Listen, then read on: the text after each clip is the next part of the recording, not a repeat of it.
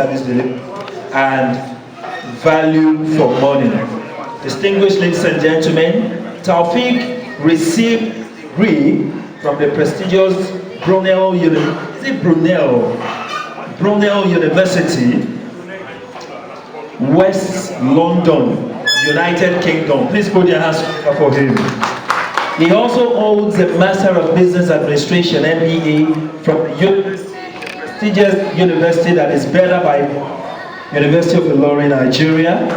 Taofiq also is the second child of Yunus and Hajia Rahman Abdulrahman from Oke Pakata, Ilorin, West Local Government Area of Kwara State. By the special grace of God, Taofiq is happily married with plenty of children. Please put your hands together for him, although he's not two-faced in India. Distinguished ladies and gentlemen, put your hands together as I hand over the microphone to the serial entrepreneur, Taofiq Olay. Thank you very much. Something to take home to feed my family with. Well, that made sense, and that resonated with me, but that wasn't for me. So invariably, as an entrepreneur, you have to do a risk taker. You have to be able to identify problems and provide solutions. And in doing so, you will be making a fortune with lots of smiles on you. Entrepreneurship. There is two schools of thought about it. Some people believe it is natural, it is inborn, it is innate, that you have to have it in you. Me, I don't even know how to do business. Let me just do my job and get my salary at the end of the month. Some people believe that it can be learned, that there's nothing special, that if you have the right impetus, you have the right motivation, you are determined, you can learn through the rudiments of being an entrepreneur and you can be successful. I believe that both parties are right in a way. I've had friends and associates who are excellent at what they do. They are born entrepreneurs. They are very smooth. They take decisions on their feet. They don't have to think. They know the best decisions to take. They have good instincts and high for opportunities. No doubt about that. But I also believe that it can be learned. That you can acquire the skill, the ability of being an entrepreneur. Take for example the Igbo apprenticeship system. I'm sure we are familiar with Igbos. You go to Favor at Challenge there, you see a lot of Igbo boys working for him, delivering our electronics and stuff like that. He's not bringing them salary, they are living in his house. After maybe an agreed term of 5, 7, 10 years, he has to set them up. While living with him, they understudy how he's running his business, how he's getting his goods, how he's associating with customers, how he's doing his cash flow, how he's managing everybody, the staff and the resources. They learn these things while working with him, and at the end of the whole process, he sets them up. Two things is achieved here. This system is even being researched right now by Harvard, I think, because it's highly successful. I think they are using the case of Alaba market in Lagos. I think they've got the biggest electrical market in Africa. So this substitute problem, mentorship and capital. The Igbo system mentors whoever that they are training that is living with them at the time. So he's able to understudy and learn the process. And then the problem of capital. We know in this country, no bank will give you money to start. I have people that have with brilliant business ideas, but no capital. They can't take off. But with this system, an Igbo person knows that if I can set 4 people off, I cannot take more than 4 people. So after serving me for 5 or 10 years, I know that I must look for money or goods for them to start. So the issue of capital is taught. And then they also must have learned how to run the business over time.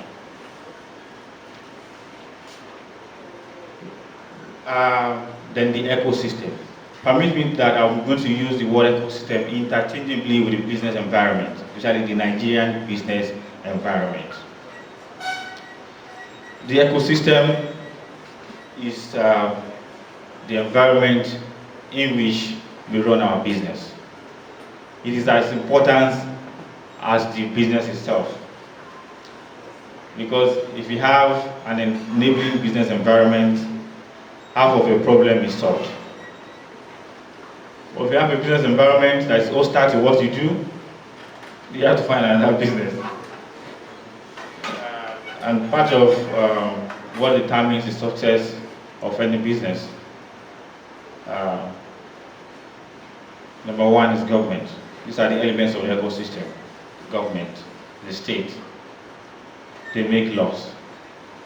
They are tax laws. But you have to know, you have to study. You have to know how to file your tax. The business owner, you have to know how to file your taxes. You have to know how to do your accounting, your auditing, and all of that. So you have to understand as a business person to be able to survive within the business environment.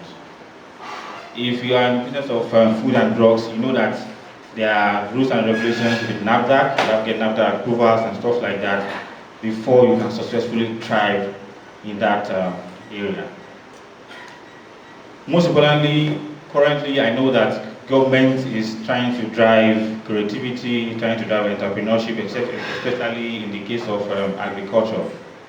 They're encouraging a lot of people to go back to farm. I can see a lot of youths, especially in Kwara here as well, doing well in agri, because there are no jobs. So your best bet is to find something that you can do on your own and start. The earlier the better. So there is back of agriculture.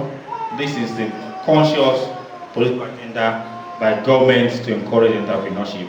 The CBN is also supporting them through NISA.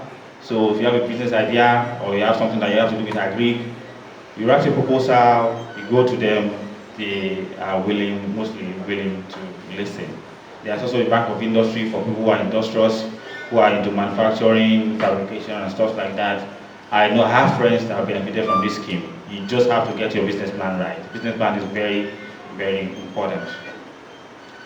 Also, the business environment, the socio-cultural environment. I've had people who says to me, "Oh, I want to have money, I want to build an hotel, but I don't want to sell alcohol." That is religious belief. These things also determine your entrepreneurial decision. What kind of business you want to go into because of their religious belief. They feel like, okay, if I build an hotel, there is no way I will not sell alcohol. Otherwise, the hotel will not thrive. So because of that, they cannot set up such businesses. That's an example of the ecosystem. You have to, in places like Southeast, the Igbo land and stuff like that, nobody cares about any religion, nobody cares about what you think about what I'm doing in my business. I want to make money and I'm making money. But in places like our own, our immediate environment, we are conscious of things like that. Some people still do it, but yeah, that depends on the individual. Well, major problem is corruption. In my subsector, as a contractor, there is no way, I'm sorry to say, there is no way that you will thrive, that you will survive, that you will do well as a contractor without greasing palms, I'm sorry to say. You just have to do it with conscience and with the fear of God, and most importantly, make sure that you don't compromise on quality of what you do. I am not by any means encouraging corruption. I'm saddened by it. I'm against it. But it is what it is. And I hope that someday we'll be able to stamp it out. Another issue is lack of funding in our society here. I know that in the UK, if you have a business idea, you have a good credit rating, you can go to any bank. I am certain. I have experienced it. You can go to any bank and pitch your idea. All they need to do is how much do you need? Convince them that you're going to use that money judiciously. And then they check credit rating, your history of credit. If you buy something on credit, do you pay back on time? Are you credit worthy and things like that? There's an index they use to check it. Once you put your name, it will bring your history of all the things you have bought on credit and how you have paid. If you pass, if it shows green, you are getting that money instantly. If it shows yellow, further review, but if you just read, I tried to know. But in this part of the world, in Nigeria especially, no bank is willing to assist, especially the new entrants into entrepreneurship, the young business people. It is sad, you know. I've had experiences like that, you know, while setting up and while trying to find my feet in the construction industry. I've had opportunities of businesses that I needed money from the banks, and we couldn't just pull it through. But at some point now, the banks are teaching us with money. Come and collect money, sir. Come and take credits. No problem. But what about the people that are just coming into the industry? People that are just trying to start a new business. You know, it is sad that it's an issue, but as entrepreneurs, we have to look inwards, look for other alternative means of sourcing capital for our businesses. I'm going to come to that shortly as well. So, characteristics of an entrepreneur. This is more like a discussion. This is where I intend to bring my experience to bear, and what has driven me to be